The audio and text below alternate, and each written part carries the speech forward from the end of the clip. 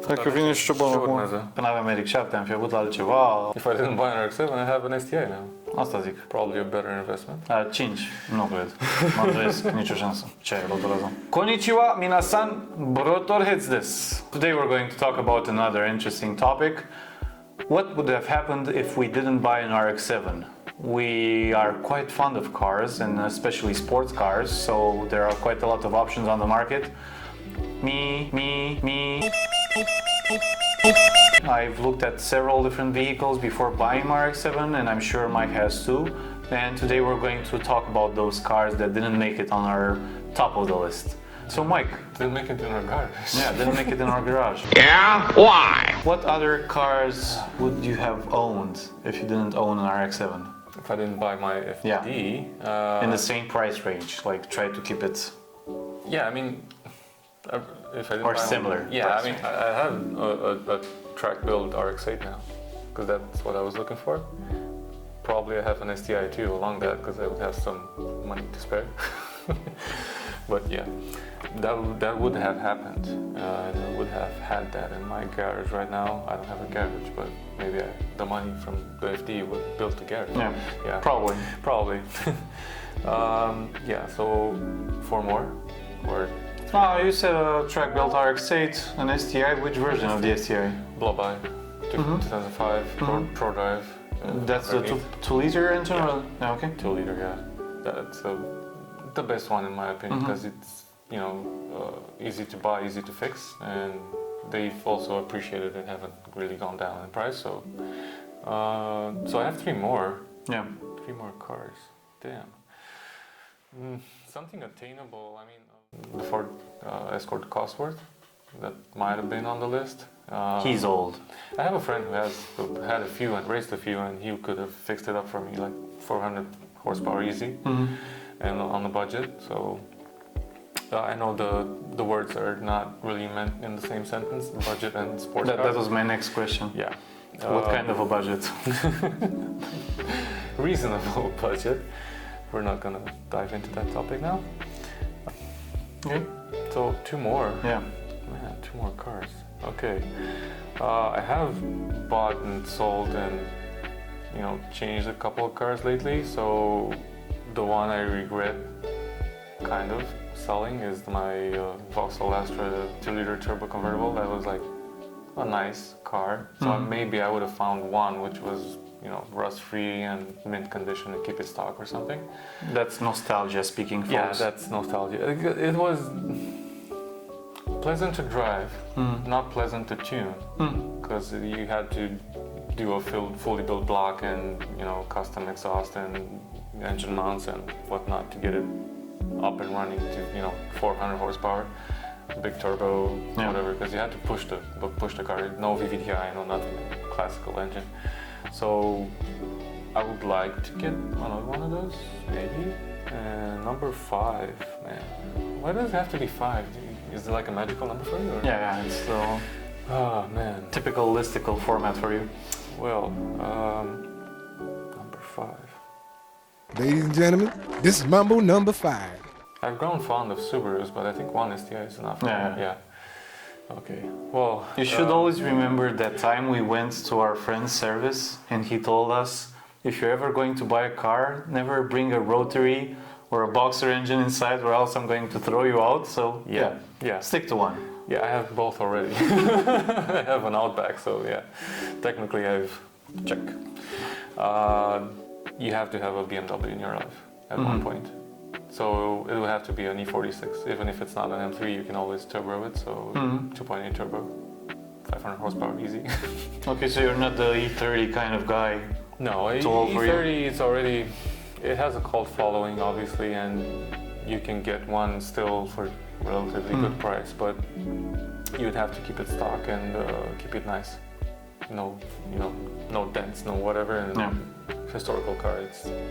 It's kind of going that route. Of course, there's people still doing stance on E30s and stuff, but stance is not my thing, so I just keep a normal car for driving. Of course, there's a 2002 BMW, which is unattainable. We know it never ends. Unobtainium, yeah. So That's why we collect Hot Wheels. It's much cheaper to get 100 cars in your garage, even though it's fictional. No, it's a smaller garage. It counts. What? Yeah. So yeah, a BMW 2.8 turbo here, E46, something simple. That's nice. And an RX-8 track build, which is on the works. And a Forester STI and No, we have the RX-8. Oh, okay. It's just not done. It's never done. Yes, bottomless pit. Yeah. How about you? 5 cars. Yeah, so recently I've just gotten my hands on a Sony PlayStation 5 Mambo number 5. console with the PSVR 2, so I've been playing a lot of Gran Turismo 7, and it seems that the main objective of that game is to get every single cool car in your garage. So I have a collection of, so for some reason, hot hatchbacks from France and Japanese sports cars and all that. It's kind of a social disease, right? Yeah. Social media pushes you to buy Yeah. nice cars. Games push you to dream of buying nice I cars. think the It word starts at a young age.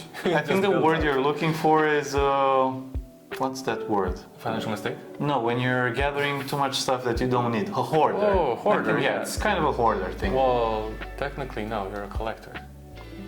It's a nicer way of saying hoarder, yeah. Yeah. Yeah, so about my top 5 list. Before I got my RX-7, I was really keen on getting a 1JZ car, a car with a 1JZ inside.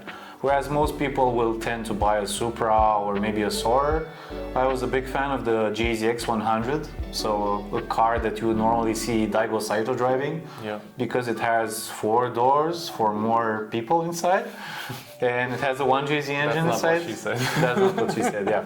So the JZX, I found one in Japan, a white one. It was on sale for $10,000, but somehow I didn't go on with the purchase. So that's definitely on my list, the 1J. Maybe 1.5J, you know, the combo with the 1J and the 2J, and you get a 1.5. 2J non-VVTi. Yeah, probably. Yeah, probably. That's way beyond my payroll. You could do VVTi with a custom ECU and And there he goes again. yeah, you could do it. So that's number 1. Number 2 would also be a Japanese car. It's a car that one of my close friends dreams about owning one day. It's a Nissan Skyline R32 GTR, so that's our thing because we like older cars, and it seems like the early days of Godzilla were a bit more exciting than the more recent ones, but that might just be nostalgia speaking once again. So yeah, an RB26 with twin turbos and 4-wheel drive should be quite interesting, even in nice. stock form. Yeah. It's never gonna be stock. Yeah, it's never gonna be stock, I know. Even though I have an FC and I've driven your FD, I still have to get an FD in my life. I know that at one point I will need an FD in my life. I don't know if you've driven the FD since the big turbo. No, I've only driven it with the twin turbo, and then I broke your drive shaft or something.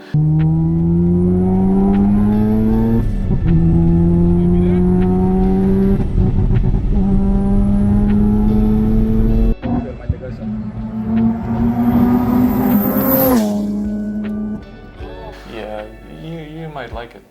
Yeah, I think so too. I remember it spooling up on the highway and I was like, oh, damn. Oh, when the clutch went?